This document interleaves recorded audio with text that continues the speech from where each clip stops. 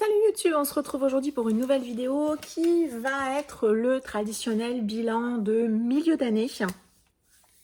Vous savez que pour réaliser ce type de bilan, donc que ça soit le bilan de fin d'année ou celui-ci, généralement je m'appuie sur des tags, puisque je trouve que souvent les questions sont plutôt judicieuses et qu'elles permettent vraiment de balayer pas mal de sujets. Et donc là, le tag, c'est le Mid-Year Freak Out Tag, quelque chose comme ça. J'essaierai de me renseigner pour mettre le bon titre quand même. Et j'avoue que je le fais depuis plusieurs années, donc savoir exactement d'où il vient, je ne sais plus. Voilà, c'est un tag qui tombe beaucoup. Vous le retrouvez sur beaucoup de chaînes. Il y a deux versions, je crois, qui existent de ce tag. Alors, est-ce qu'au fur et à mesure des années, j'avais changé les questions? Je ne sais plus. Là, il y a 10 questions. Donc voilà, c'est sur le tag sur lequel je m'étais appuyée l'année dernière. Donc, je le réutilise cette année puisque, comme je l'ai dit, je trouve que les tags, l'avantage, c'est que ça permet de ne rien oublier, en tout cas, sur les choses un petit peu essentielles. On démarre tout de suite, 10 questions. Je vous les mettrai en barre d'informations. Bien évidemment, si vous souhaitez répondre en commentaire, vous êtes les bienvenus. Si vous souhaitez échanger avec moi, vous êtes les bienvenus. Puisque là, on va donc faire un bilan des 6 premiers mois de l'année, c'est-à-dire de janvier à fin juin. Première question traditionnelle de chaque tag de ce type. Combien de livres as-tu lu depuis ce début d'année ? J'ai lu 49 romans, 28 graphiques pour un total de 77 livres. Sur les graphiques, pour ceux que ça intéresse, 11 mangas, 9 bandes dessinées et 8 comics, voilà. 49 romans, 28 graphiques, total de 77. J'ai regardé par rapport à l'année dernière. L'année dernière, j'avais lu 90 livres, donc j'ai lu moins. J'ai lu moins sur ce premier semestre, sachant que l'année d'avant, c'était déjà une année où j'avais moins lu. Et j'ai également 3 abandons. Voilà, donc on va dire en gros 80 titres. Voilà, que j'ai lu, même si sur ces 3 abandons, il y en a un notamment, je ne suis pas allée très loin, c'était un titre de HSN, Les chats, la neige, je ne sais plus trop blanc, bref, je ne sais plus trop le titre, bref. 3 abandons, 77 livres lus, 49 romans, 28 graphiques, c'est beaucoup, hein. On va être réaliste quand même par rapport à la moyenne des lecteurs standards. Par rapport à Booktube, je ne sais pas si c'est beaucoup ou pas beaucoup, j'en sais rien. J'ai constaté que depuis cette année, puis un petit peu l'année dernière déjà, j'ai tendance à faire un roman la semaine, un roman le week-end. C'est à peu près ça. C'est à la fois beaucoup et peu, parce que parfois ça me frustre, j'aimerais lire plus, mais le fait est que j'ai pas forcément le temps de lire plus. J'ai un travail, j'ai un mari, des enfants, même s'ils sont assez grands maintenant. J'ai pas forcément beaucoup plus de temps à allouer à la lecture. En plus, moi, je suis pas une grosse lectrice le soir. Donc c'est vrai que je suis pas certaine que je pourrais lire beaucoup plus en dehors d'arrêter de travailler la journée, mais ça c'est pas prévu tout de suite. J'ai pas gagné au loto, tout ça, donc non, c'est pas prévu. 77 livres, mis à part le fait que j'ai lu un peu moins que l'année dernière. Milieu d'année, j'ai 49 romans lus, c'est quand même plutôt pas mal. Voilà, je suis plutôt satisfaite en termes de quantité. Pour la qualité, on y reviendra notamment dans la conclusion. 3 abandons, sachant que on est donc fin juin, j'ai abandonné 3 titres. C'est ce que j'avais abandonné sur la totalité de l'année dernière. Voilà, ça vous donne une idée sur la partie qualité de la lecture. Voilà, on verra bien pour le reste. Ça, c'est un constat chiffré, on va dire. Mes 3 meilleures lectures pour l'instant. Alors, la première lecture, c'est une lecture graphique, c'est Fable, de Bill Wingham, Mark Buckingham. Donc moi, je lis les versions Urban Nomad, donc c'est les versions poche, on va dire, de chez DC Comics.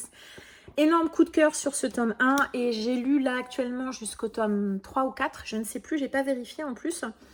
J'adore cette série. Vraiment, je suis complètement fan de ce qu'ils ont fait. Coup de cœur sur le premier, ça c'est clair. Pour le moment, pas sur les suivants, parce qu'il n'y a plus la surprise, l'effet de surprise Fab, si vous ne connaissez pas. On est aux États-Unis, on est à New York, et dans cet univers, les contes de fées, les fables, les légendes, eh bien, ont pris vie et se sont installés, on va dire, quelque part dans New York, et ils font tout pour rester incognito. Ils ont plein d'histoires qui leur arrivent dignes de Desperate Housewives. Ils ont des menaces, bien évidemment. Mais surtout, on retrouve tous les personnages que l'on connaît. Alors, comme je disais, qu'ils soient à la fois issus de contes de fées ou alors issus de la légende, puisqu'on a notamment... je crois qu'on a Baba Yaga, voilà. Alors, je suis pas sûre que ce soit un conte de fées en tant que tel, mais en tout cas, c'est un personnage qui existe dans les mythes russes. Voilà, il y a plein de choses comme ça qui existent à l'intérieur et donc on retrouve tous nos personnages. Certains sont à l'image de ce que l'on connaît, d'autres pas du tout. Spéciale dédicace pour Charmant, le prince charmant qui ici est pas tout à fait l'image qu'on peut se faire d'un prince charmant classique. On a Pinocchio, qui est un personnage que j'adore. Donc, on va rencontrer Geppetto, on va rencontrer le petit chaperon rouge, on va rencontrer Jack, Jack du haricot magique, on va rencontrer un loup-garou. Enfin, voilà, il y a vraiment plein de créatures que l'on retrouve. On a Aladdin également. Voilà, il y a vraiment plein de choses. Ils vivent des histoires... politique, mais pas que. Enfin bref, voilà, c'est vraiment un comics que j'adore et j'ai eu un coup de cœur et c'est clairement une de mes meilleures lectures de ces 6 premiers mois. Ce tome-ci est à 9,90 €. Alors comme les prix ont un peu augmenté, peut-être que maintenant il est à 10,90 €, mais ça reste un excellent rapport qualité-prix puisque vous avez quasiment 400 pages. On a aussi des dessinateurs différents qui officient, mais franchement... ça gêne pas du tout pour pouvoir apprécier cette histoire. Bref, j'ai adoré Fable. Je compte bien le continuer. Donc, je ne l'ai pas dit, mais je l'ai fait en lecture commune avec Dorian. Et je suis fan. Voilà, j'aime vraiment énormément cette série et je ne peux que vous la conseiller. Deuxième meilleure lecture de ce début d'année, c'est Les Aventuriers de la Mer de Robin Hobb. Alors, j'ai pris le tome 2, mais bon, on a lu le tome 1 et le tome 2 forcément. Et le tome 3 sera lu en août, l'intégrale 3. Donc, on aura terminé cette série qui fait suite à l'Assassin Royal. J'ai adoré. On est dans un univers dans lequel les bateaux, ce sont des vives-nefs et ils prennent vie selon certaines conditions que je ne vais pas vous dévoiler, mais en tout cas, ils prennent vie au bout d'un certain temps. Et ici, on fait notamment la rencontre d'une jeune femme qui espérait hériter du bateau familial, mais finalement, c'est son beau-frère qui va hériter de ce bateau. Et de ce démarrage va partir plein d'autres histoires, parce qu'on va rencontrer d'autres personnages avec d'autres vives-nefs, d'autres équipages. J'adore, j'ai adoré, vraiment l'intégrale 1 est un coup de cœur, l'intégrale 2 n'a pas été un coup de cœur, mais une excellente lecture, vraiment j'adore Robin Hobb, j'adore l'écriture de Robin Hobb, j'adore ce qu'elle propose dans cette histoire, la puissance du rôle des femmes, la puissance de ce que peut décider votre volonté ou pas, les personnages qui sont construits ici, ils sont vivants, j'ai pas d'autres mots, ils sont humains, ils sont gris, parfois ils font des choix douteux, des choix que vous pouvez réprouver, mais en tout cas, ils sont humains. J'adore la plume de l'autrice, j'adore l'univers qu'elle a construit, cette richesse. Alors là, on est à l'intégrale 2, donc on va démarrer l'intégrale 3. J'avoue qu'en dehors de se dérouler dans le même espace et d'avoir certaines références par rapport à certains noms, pour le moment, je vois pas trop le lien avec l'Assassin Royal. Voilà, je vais pas vous mentir, mais vous savez que moi, je suis un peu pour lire les séries dans l'ordre, et celle-ci est à lire après la première trilogie, pas du tout. Après la première époque de l'Assassin Royal, donc je respecte l'ordre. Et puis après, je m'enchaînerai. C'est la deuxième époque de l'Assassin Royal. Bref, j'ai adoré, c'était trop bien. Et pour ma troisième lecture, je trichouille un peu. J'ai pas mis un seul titre, j'ai mis un auteur puisque j'ai retrouvé Franck Tillier. Là, j'ai pris Atomka avec Dorian, toujours lui. On a lu 3 tomes, je crois. J'ai un doute. De Charcot et Nebel, et franchement j'ai adoré retrouver la plume de Franck Tillier que j'avais pas lu depuis quelques années. Pourquoi ne l'ai-je pas ressorti? Je sais pas. Il y a la lecture de chacun des tomes que j'ai lu là récemment. C'est le boss, et clairement c'est vraiment le boss. Chaque tome développe un sujet principal, on va dire, et on sent toutes les recherches, tout le travail qu'a fait l'auteur qui rend tous ces récits hyper crédibles. On rajoute à ça des personnages, Charcot et Nebel notamment, que moi j'adore tous les deux, mais également d'autres personnages qui gravitent autour, et ça fait à chaque fois d'excellentes lectures. Et clairement, retrouver Franck Tillier, ça a vraiment été un de mes meilleurs choix de cette année. Ma pire lecture, alors vous savez que généralement je mets toujours plusieurs titres, donc je ne vais pas vous les montrer parce que comme vous le savez si vous me suivez, généralement les pires lectures je ne les garde pas. En début d'année j'avais lu la duologie Éclat dormant, Éclat miroitant, c'est de Alix I. Haro, c'est publié je crois chez de mémoire au Rayon Imaginaire. C'est une réécriture, les 2 tomes sont 2 réécritures de contes et j'ai pas du tout aimé. Alors les réécritures de contes, les réinterprétations ne me dérangent pas. Au contraire, moi, ça ne me gêne pas. Je sais qu'il y a certains fans, notamment de Disney, qui aiment que ça reste vraiment assez fidèle à l'image qu'ils ont des contes. Moi, c'est pas forcément mon cas. Je suis pas une énorme fan de Disney, donc ça ne me gêne pas. Mais là, dans cette histoire, le tome 1 encore, est passé pas trop mal, mais alors le tome 2, ça a été une catastrophe. J'ai pas du tout aimé ce que l'autrice a proposé. La réécriture de conte, oui, elle est présente, mais ce qu'elle en a fait m'a pas plu, m'a pas convaincue, donc clairement, j'ai pas aimé. Et je suis pas certaine de relire l'autrice parce que j'ai été quand même assez déçue par cette duologie.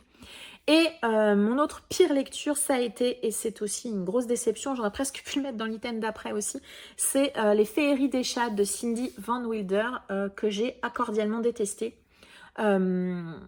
J'ai lu la fin en diagonale, je me suis ennuyée, je n'ai pas vu où étaient les enjeux, je n'ai eu aucune empathie pour aucun des personnages, je suis passée complètement à côté et vraiment c'est clairement une de mes pires lectures de cette année parce que je vais être assez méchante mais il y a de la représentation, toujours avec l'autrice, ça je le savais, je m'y attendais, enfin je ne savais pas forcément mais je m'y attendais, je l'ai déjà lu donc je le sais, mais s'il n'y a pas d'histoire je vois pas l'intérêt. Donc c'est un peu dur, mais j'ai trouvé ça très creux et j'ai été extrêmement déçue et c'est effectivement une autre de mes pires lectures de cette année.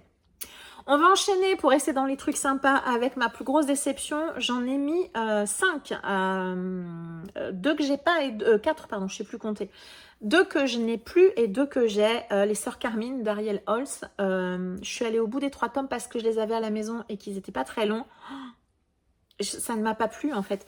Je comprends que certains aient aimé, vraiment, c'est pas mal écrit du tout, mais je n'ai pas adhéré à l'humour. L'univers pour moi est sous-exploité. Les 3 personnages principaux sont sympathiques, mais pareil, j'ai pas eu d'empathie ou d'attachement particulier pour eux. J'ai trouvé que parfois c'était fouillis et que, notamment dans le tome 2, quel est l'enjeu quoi. Voilà, ça m'a pas particulièrement plu et je pense que, alors, je vais pas dire jamais plus jamais pour cet auteur, mais j'ai déjà lu plusieurs titres d'Ariel Holz et à chaque fois, je reste toujours un petit peu sur ma faim. Donc, je pense que je vais arrêter pendant quelques temps. Voilà, je suis pas certaine de le relire, mais pour le moment, je vais m'arrêter là. Ensuite, Les Femmes d'Hérésie Ranch, qu'en plus on m'avait offert en cadeau. Je suis tellement désolée Laetitia, mais je n'ai pas aimé ce titre. C'était une grosse déception parce que je l'avais lu pour Mars au féminin. Alors, ça rentre très bien dans le mois Mars au féminin. Voilà, si vous voulez le lire pour l'année prochaine, ça rentre vraiment très très bien. Un groupe de femmes qui va se réunir en mode hors la loi pour réaliser un certain nombre de choses. Déjà, j'ai été déçue parce que moi, je m'attendais à des attaques de banque et c'est pas tout à fait, même s'il y a des attaques de banque, c'est pas tout à fait le cœur de l'histoire. Je me suis pas attachée au personnage. C'est un peu pour moi un reproche que je fais dans certains titres, c'est trop de drama tue le drama, c'est-à-dire qu'au bout d'un moment, il y a des personnages à qui il arrive des trucs horribles, mais il arrive 1 fois, 2 fois, 3 fois, 4 fois, 5 fois, 6 fois. Au bout d'un moment, moi je n'y crois plus en fait. Et voilà, je suis allée au bout, mais vraiment c'est une déception. Vraiment, vraiment, je suis passée à côté de ce titre puisque je suis un peu à contre-courant, puisqu'il y a énormément de gens qui ont adoré ce roman, et tant mieux. Mais moi, non, ça l'a pas fait. Une grosse déception, je vous montre le tome 1, c'est le tome 2 de la Dupree de l'Ascension de c'est l'Ascension de Camelot, la série de Kirsten White publiée chez De Saxus. Encore une série de Saxus qui me déçoit. Le tome 1 était sympa, j'avais beaucoup d'espoir pour le tome 2. Tout était mis en place et le tome 2, je me suis ennuyée comme un rat mort. Je l'ai fini en diagonale. Je l'ai lu en lecture commune, le tome 1 et le tome 2 avec Dorian et Lado Vintage.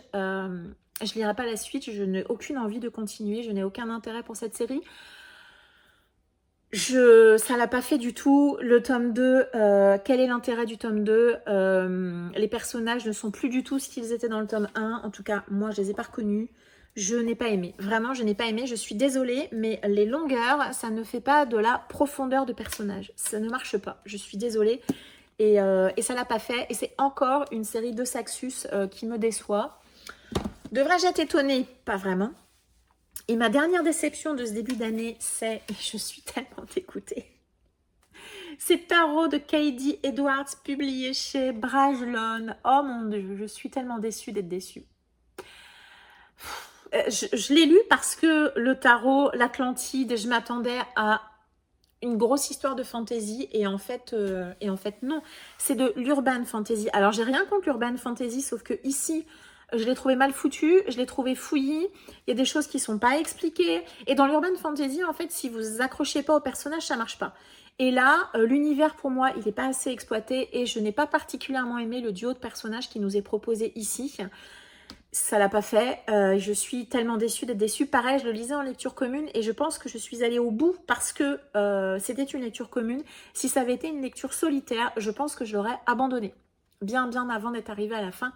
Et ouais, c'est une grosse déception. Vraiment, je suis tellement dégoûtée. Mais c'est comme ça, on ne peut pas tout aimer. Et voilà, et tout n'est pas fait pour tous les lecteurs.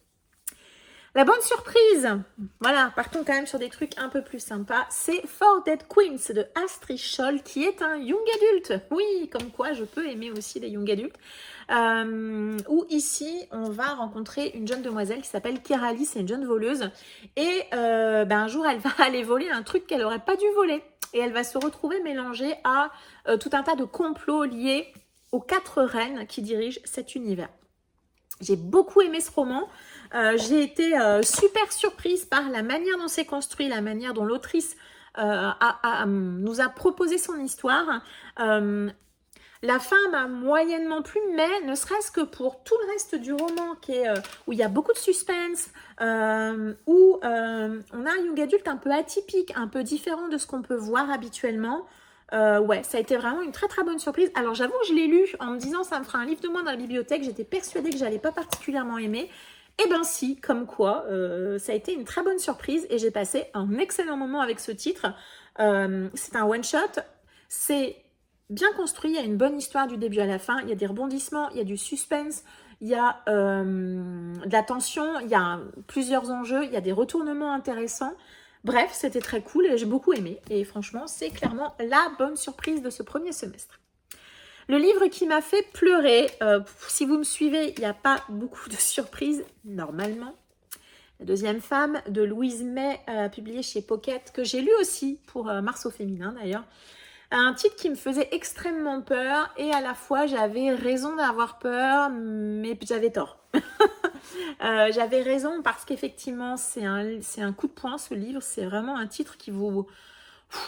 en tout cas moi qui m'a happée, j'ai eu l'impression de plonger dans quelque chose et ce personnage de Sandrine, elle m'a habitée tout au long de ma lecture et j'ai eu beaucoup à la fois de colère et d'empathie et de souffrance et j'ai eu toute une palette d'émotions vraiment qui est indéniable. J'ai adoré ce roman, c'est un très très beau coup de cœur et voilà, et j'aurais pu le mettre aussi dans mes meilleures lectures, mais voilà, il me paraissait tout à fait logique de le mettre plutôt dans le livre qui m'a fait pleurer parce que oui, j'ai pleuré à plusieurs reprises, j'ai pleuré de colère, j'ai pleuré de joie, j'ai pleuré de peur, bref, ça a été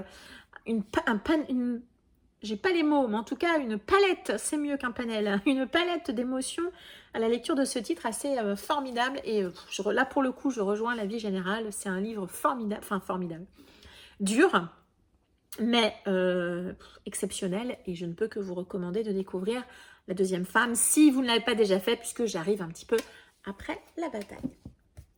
Le livre qui m'a rendue heureuse, je l'ai lu en juin, vous ne l'avez pas encore vu en point lecture, mais c'est un livre doudou, tellement doudou.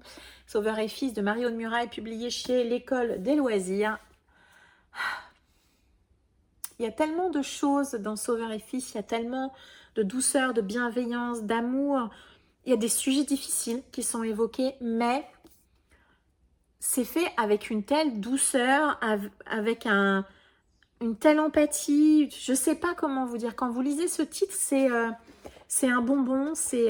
Alors, c'est paradoxal parce qu'attention, il y a des sujets extrêmement durs qui sont évoqués là, mais la manière dont l'autrice le fait, ça emporte tout. Vraiment, c'est un concentré de bienveillance, cette série. Vraiment un concentré de respect, d'amour, de bienveillance, d'écoute de l'autre. Voilà, c'est une série que j'adore, c'est une série coup de cœur, c'est une série formidable. Et oui, ce livre m'a rendue heureuse parce que à nouveau, j'ai ressenti des émotions. J'étais contente de retrouver certains personnages, de voir comment ils évoluaient. J'étais contente de retrouver Sauveur, bien évidemment, et sa famille et tous ces gens qui tournent autour de lui. Mais ouais, effectivement, c'est un livre, quand vous le finissez,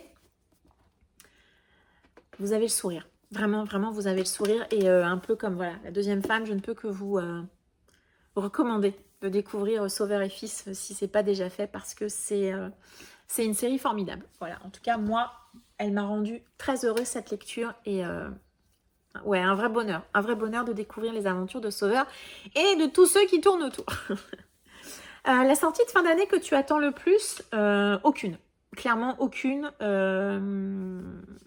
J'ai pas repéré de titre. Alors si, j'ai repéré un tas de sorties qui potentiellement pourraient m'intéresser.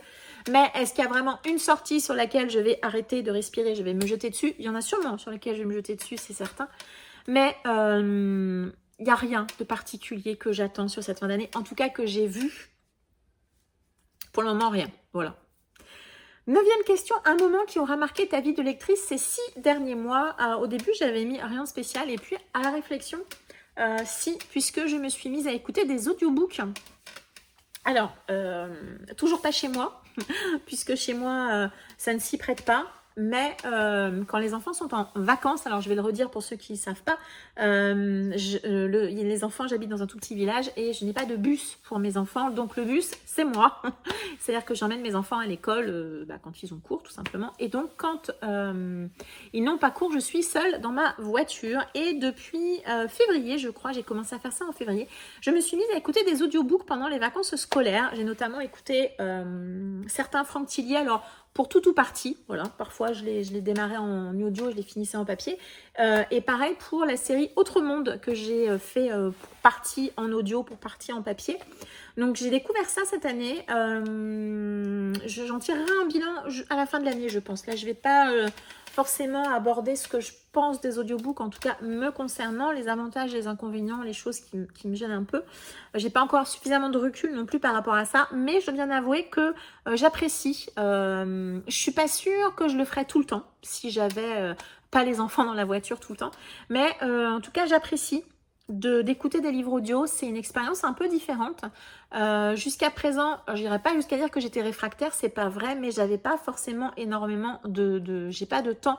C'est-à-dire qu'à la maison, honnêtement, ça se prête pas du tout. Ma vie quotidienne se prête pas du tout à écouter des audiobooks. Par contre, c'est vrai que la voiture, c'est vraiment un lieu où je ne peux que conduire, donc je suis obligée d'écouter des audiobooks, on va dire. Habituellement, j'écoute la radio, j'écoute de la musique, etc., des podcasts et tout. Et là, du coup, voilà, le fait de découvrir les audiobooks, j'ai un abonnement Audible depuis plusieurs années qu'à la base, j'avais pris principalement pour les enfants, puisque mes enfants sont dyslexiques, donc leur faire écouter les livres demandés par l'école en audio, c'est un gros avantage. Enfin, j'aime pas trop le terme avantage quand on parle d'enfants dyslexiques, mais en tout cas, c'est un bon appui pour les aider à mieux comprendre certains romans. Et voilà, et du coup, comme on n'utilise pas tous les crédits tout au long de l'année, eh bien, quand il en reste, là en l'occurrence, il m'en restait également, je profite de ça aussi.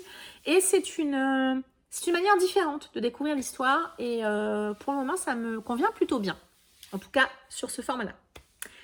10e et dernière question, qu'espères-tu pour les 6 prochains mois? Alors, lire beaucoup, j'aimerais, alors pas pour la quantité, pour faire la course avec qui que ce soit, ça n'a pas d'intérêt à mes yeux en tout cas. Lire beaucoup simplement parce que parfois j'ai une envie, quand je vois certains livres, de dévorer du bouquin. Je ne sais pas si ça vous arrive aussi parfois. Et c'est vrai que parfois mon rythme de lecture, je me dis oh là là, j'ai pas beaucoup lu, ça m'embête, j'aurais aimé parce que du coup j'aurais pu lire ça, j'aurais pu lire ça. Bref, on est plus dans cette idée-là. J'aimerais limiter mes achats. Alors, je ne sais pas si vous le voyez, mais c'est déjà le cas depuis cette année.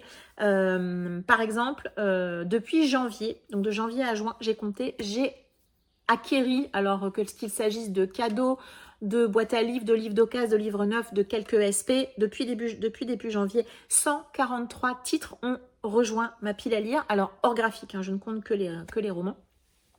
143 achats, acquisitions en tout cas, depuis janvier. Et en 2023, date à date, il y avait 157 titres qui avaient intégré ma pile à lire. Donc, vous constatez que j'ai, pas beaucoup, on est d'accord, 14 titres de moins, mais ça reste des titres en moins que je n'ai pas acquis cette année. J'aimerais limiter mes achats parce que là, pareil, vous ne le savez pas et vous ne l'avez pas encore vu de toute façon, parce que je ne l'ai pas tourné de toute façon. En août, vous allez avoir un énorme unhaul puisque j'ai fait un énorme tri dans ma pile à lire. Et d'ailleurs, Je vous le tournerai pas tout de suite parce que je continue voilà, à me poser un certain nombre de questions. Donc il y a des titres là qui vont continuer à intégrer ce unhaul. Donc vous allez avoir un énorme unhaul. Quand je dis énorme, c'est vraiment énorme. Il y a beaucoup de titres qui vont quitter ma bibliothèque pour tout un tas de raisons que je vous expliquerai aussi dans le unhaul. Mais depuis ce début janvier là, j'ai eu, quand il a fallu que je trouve mes 3 meilleures lectures, je me suis rendu compte que j'ai eu beaucoup de lectures sympathiques, mitigées, voire mauvaises. C'est-à-dire que je n'ai pas eu beaucoup de bonnes et de très bonnes lectures. J'ai eu des lectures intéressantes, sympas, pas déplaisantes. Des lectures déplaisantes, j'en ai eu quelques-unes, mais malgré tout, pas assez de bonnes et de très bonnes lectures pour contrebalancer ça. Je me suis donc posé un certain nombre de questions qui sont... Pourquoi je lis? Qu'est-ce que j'aime quand je lis? Et j'en suis arrivée à plusieurs conclusions, notamment par rapport aux déceptions que j'ai eues. J'en suis arrivée à la conclusion que la romantasy n'était pas forcément un genre pour moi. Que même s'il y a des résumés qui me tentent, mes meilleures lectures sont venues de titres un peu plus anciens ou alors de titres de fantasy pure. De cette conclusion-là, je me suis penchée sur les titres qui étaient dans ma palle en me disant, est-ce que vraiment ce titre, si tu regardes le résumé, est-ce que vraiment ce titre est pour toi? Et c'est suite à ça où j'ai retiré pas mal de titres. Comme je disais, je continue d'en retirer quelques-uns ponctuellement. Je suis une femme, ça vous le savez, je pense. J'ai 46 ans, je vais en avoir 47. J'ai lu beaucoup tout au long de ma vie. Je ne peux pas avoir les mêmes attentes qu'une lectrice qui a 20 ans ou 25 ans. Parce que j'ai lu des choses différentes, parce que j'ai lu beaucoup de choses aussi tout au long de ma carrière de lectrice, et que j'ai des attentes un peu différentes. Il faut que je sois plus vigilante par rapport à la hype qu'il y a autour de certains titres. Alors, vous l'avez peut-être vu également depuis janvier, j'ai beaucoup restreint les achats neufs, notamment la romantasy de manière générale, les deux Saxus aussi, même si j'en achète toujours, on va pas se mentir, il y a toujours des titres qui m'intéressent. Il y a des maisons d'édition que je n'ai jamais achetées, Corrigan Édition par exemple, parce que oui, leurs objets livres sont magnifiques, mais quand je lis le résumé, juste c'est pas pour moi. Et puis, voilà, j'ai envie vraiment je me suis demandé qu'est-ce que j'aime lire finalement. Ça m'a vraiment posé des vraies questions. Je suis une lectrice éclectique, c'est clair. Je lis du thriller, j'aime lire un petit peu de romance, ponctuellement, mais j'en lis un petit peu. Il y a des choses que je ne lis plus et ça me manque. J'adorais lire des espèces de sagas familiales que je lis plus, ça me manque. Parce que je privilégie des lectures qui finalement ne me plaisent pas. C'est-à-dire que j'ai lu, alors je pense... Si vous me suivez depuis 2 ans, vous avez vu que sur tous les titres de Saxus que j'ai lus, on est quand même sur une majorité de flops, de déceptions. Et je ne mets pas forcément ça sur le coup de la traduction, par exemple. Je mets ça sur le coup de simplement le résumé n'était pas pour moi. Et je l'ai acheté, pourquoi? Pour la hype du titre, parce que le livre est beau, etc. Alors, je vais continuer à acheter des livres que je trouve beaux, ça c'est certain. Je ne vais pas arrêter d'en acheter. Mais je me suis posée, et je me pose encore, parce que j'échange avec vous par rapport à ça, un certain nombre de questions par rapport à la manière dont je consomme mes titres, mes livres. Je n'ai pas l'intention d'arrêter d'acheter des titres d'occasion parce que financièrement, on s'y retrouve, on va pas se mentir, mais il faut que je sois peut-être davantage vigilante par rapport à ce que j'achète et pourquoi je l'achète. Est-ce que j'achète pour un objet ou est-ce que j'achète pour une histoire? Normalement, je dois acheter pour une histoire et pas pour un objet. Donc, je veux essayer vraiment de limiter mes achats. Alors, plutôt du côté du neuf, du côté de l'occasion, je pense que je vais... Alors, j'aimerais limiter Vinted, parce que Vinted, c'est le mal, on est bien d'accord. Mais voilà, j'ai pas particulièrement envie de me dire, de m'interdire d'acheter, de faire des no-buy, des choses comme ça. Avec moi, ça fonctionne pas du tout, donc ça, je vais pas le faire. Mais sur les achats neufs, en tout cas, des achats en plus, les livres neufs coûtent de plus en plus cher. On est quand même sur des livres souvent à 30 €. Faut pas oublier que celui-ci, il coûtait, quand il est sorti, parce que j'ai encore le prix derrière, 22,90 €. Maintenant, on est à 26, 20, voire 29,90 €. On est quand même quasiment à 10 € de plus. Votre budget et le mien, il n'est pas extensible. Donc, il faut que je sois plus sélective. En plus, maintenant, le côté rareté du hardback a un peu disparu puisqu'on a énormément de maisons d'édition qui le proposent. Donc, Je veux vraiment essayer de revenir à quelque chose de plus logique et de beaucoup plus cohérent, qui est de ne pas céder à la hype. D'ailleurs, par exemple, vous n'avez pas vu Force Wing sur ma chaîne. Je n'ai pas prévu de l'acheter. Le résumé ne me parlait pas. Donc, je n'ai pas acheté ce livre. Il a fallu résister quand même. Mais je ne l'ai pas acheté, quand bien même il y a eu une énorme hype autour.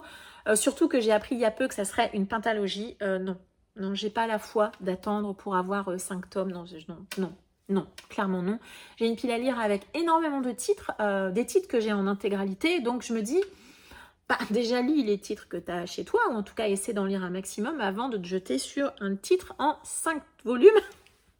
Peut-être, on ne sait pas. Donc voilà. Tout ça pour vous dire que j'ai remis un peu en cause la manière dont j'achetais depuis janvier. Déjà, c'est vrai que depuis l'année dernière, avec les énormes déceptions de Saxus que j'ai eu aussi, j'avais déjà pris ce chemin un peu de réflexion un petit peu par rapport à mes achats.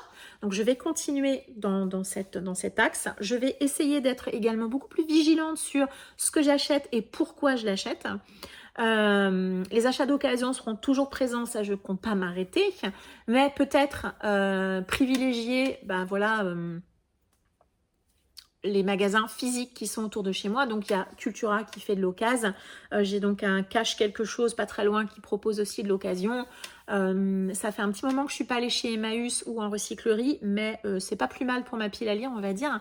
Pareil, quand je suis là-bas, essayez d'être un peu plus vigilante sur ce que j'achète, même si voilà, c'est clair que quand vous avez des livres à 50 centimes, on va pas se mentir, c'est quand même compliqué de ne pas les prendre. Mais il faut quand même que je garde en tête que je pense qu'il me faudrait m'arrêter de travailler maintenant pour lire tout ce que j'ai chez moi. C'est quand même un peu compliqué. Mais voilà, donc j'ai sorti déjà pas mal de livres de ma palle. Vous verrez ça courant août. Il y en a sûrement d'autres d'ici là que je vais sortir pour tout un tas de raisons que je vous expliquerai. Mais, et puis voilà aussi, je me recentrer sur la lecture adulte. Parce que finalement c'est celle qui me correspond le plus. Je l'ai déjà dit, je crois, dans un point lecture, dans le Young adulte, il y a des titres qui sont plus Young et d'autres qui sont plus adultes. Et moi, compte tenu de mon grand âge, clairement les titres plus adultes, eh bien ils sont davantage pour moi que les titres Young, parce que eh bien simplement mes attentes sont pas les mêmes. Voilà, ne sont pas les mêmes que quelqu'un qui a, ce qui est logique, 25 ans de moins que moi. C'est d'une logique absolue et imparable. Et dernière chose, mes meilleures lectures sont venues de titres anciens, c'est-à-dire Les Aventuriers de la mer de Robin Hobb, Le Franc-Tillier, Sauveur et Fils qui est sorti il y a quand même quelques années. Donc j'ai vraiment eu là où j'ai eu les meilleures lectures, finalement, c'est des titres plus anciens qui étaient à la maison parfois depuis un petit moment. Alors, l'exception, c'est Ford & Queens que j'ai beaucoup aimé. Donc, comme quoi, il peut aussi y avoir des bonnes surprises dans les titres plus récents, mais il faut que je sois plus sélective et plus exigeante. Voilà, j'espère que c'était pas trop brouillon sur la fin parce que j'avais pas particulièrement préparé tout ça. Donc c'est un peu, je vous ai dit tout ça un peu comme c'est venu. Donc j'espère que l'idée globale sera claire pour vous parce que je ne suis pas certaine qu'elle le soit forcément. N'hésitez pas vous à m'indiquer en commentaire ce que vous pensez par rapport à ça en termes d'achat, en termes de qu'est-ce que j'achète, en termes de livres hypés, de beaux livres aussi, puisque maintenant on a la chance quand même d'avoir beaucoup de beaux livres. Qu'est-ce que vous pensez par rapport à tout ça? Et voilà, mais écoutez, n'hésitez pas à répondre aux tags en commentaire. Je vous l'ai dit, mais je mettrai les questions dans la barre d'infos. Bref, je vous remercie de m'avoir suivi jusqu'ici. Je vous souhaite une très agréable journée et je vous dis à très bientôt. Ciao!